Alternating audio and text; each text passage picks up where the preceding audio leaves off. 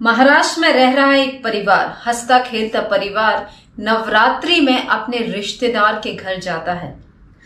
खाना पीना होता है, मौज मस्ती होती है और इसके बाद लड़का गरबा देखने के लिए भी चला जाता है। लेकिन अचानक से बहन की तबीयत खराब होती है, उसे हॉस्पिटल लेके जाते हैं और बहन मृत घोषित कर दी जाती है और 3 दिन के बाद उसी की छोटी बहन की भी जान चली जाती है। आखिर क्या हुआ और कैसे हुआ कि अचानक से 3 दिन के अंदर 2 लोगों की जान चली गई, जानेंगे हम आज की क्राइम कहानी में। नमस्कार, मैं हूं श्रद्धा राय और आप देख रहे हैं the Chanakya.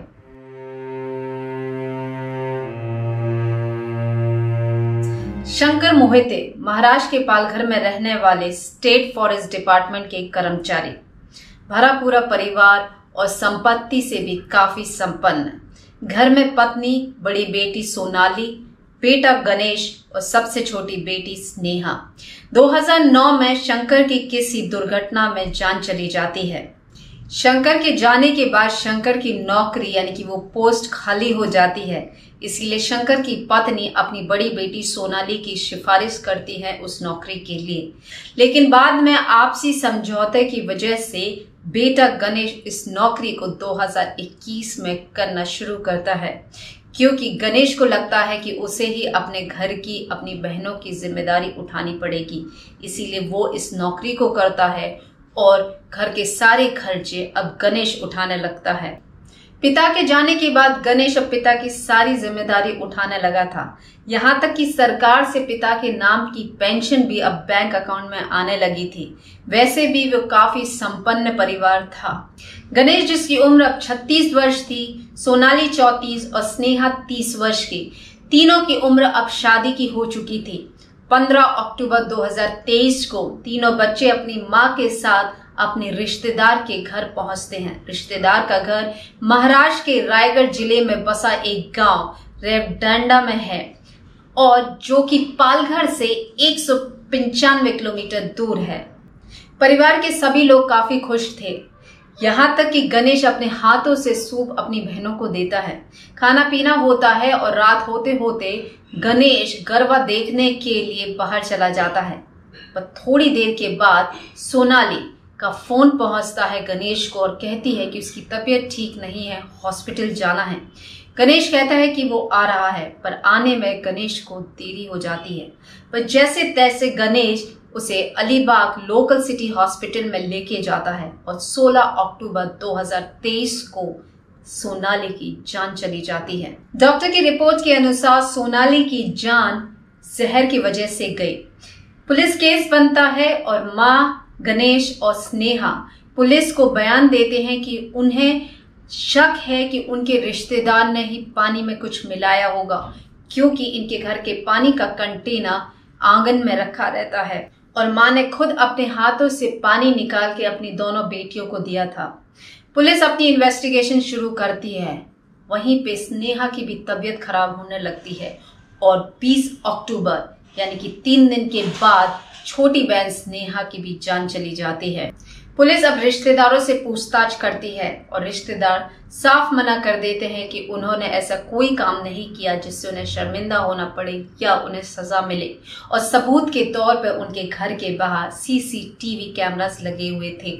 Police CCTV cameras की फुटेजेस को चेक करती है और वो पाती है कि घर के बाहर जो कंटेनर रखा था पानी का, उसमें किसी भी प्रकार की छेड़छाड़ नहीं की गई है। इसीलिए पुलिस को ये तो यकीन हो जाता है कि रिश्तेदार इस केस में इन्वॉल्व नहीं है।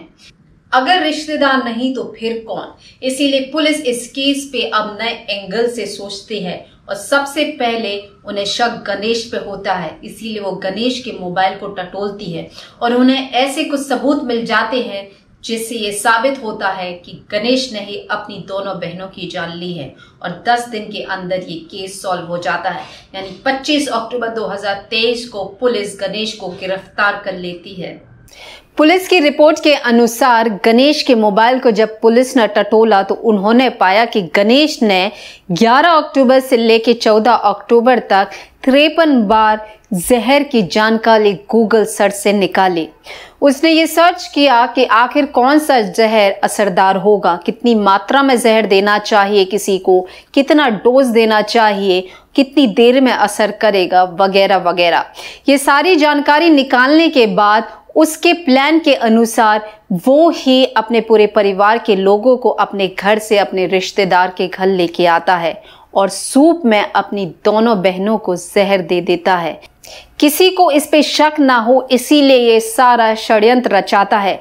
अपने घर पे ये कांड ना करके रिश्तेदार के घर पहुंचता है, अपनी बहनों के सूप में ये जहर मिलाता है और जब बहनें सूप पी लेती हैं तो माँ से बाहर से पानी लाने को कहता है और इसके बाद ये नवरात्रि में गरबा खेलने के लिए चला जाता है, क्योंकि ये जानता था कि जहर का असर कुछ घंटों के बाद होगा और इस पे किसी को शक नहीं होगा।